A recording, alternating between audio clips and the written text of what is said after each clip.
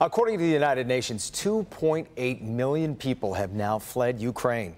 But there's a native Detroiter who's staying put and sticking it out even in Ukraine, even as he's witnessed buildings being bombed around him. And as our Evrod Cassimy explains, he's making it his mission to help others get to safety. His name is Terrell Starr, and he was born and raised right here in Detroit, which is about 5,000 miles away from Ukraine, where the war is happening right now. I got a chance to speak with him about what it's like living in the middle of it all. Are you safe right now? What is this room that you're in? Terrell Jermaine Starr is currently living in Ukraine by choice. The 41-year-old Detroit native has called the country home since 2009. I am in a village not too far from the western city of Uzhhorod.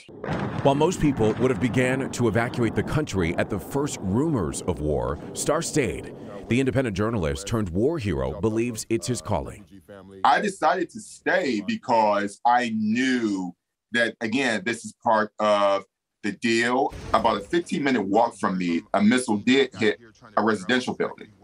Wow. Yeah, it just gutted it.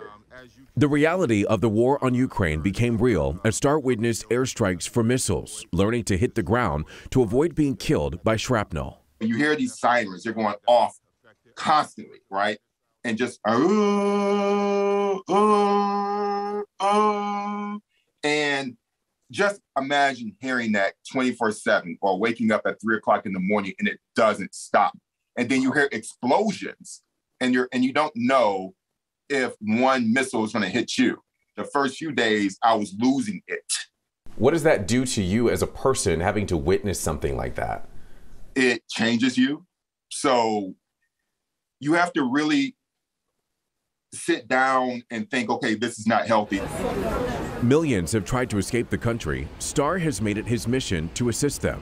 He spends his days driving families from one side of the country to the other to cross the border into Poland and eventually Lithuania. The days are long, and he finds places for them to stay overnight along the way through a network of strangers on Twitter. What really makes it long are the checkpoints. You can't estimate where you're going to be. So let's just say you have to take a break at night and sleep over someplace. But because the checkpoints are unpredictable, you literally have to have a whole network of people and guess where you're going to be and hope that they will have accommodations for you. And then you have to hope that you don't run into, you just hope that you don't run into a Russian checkpoint.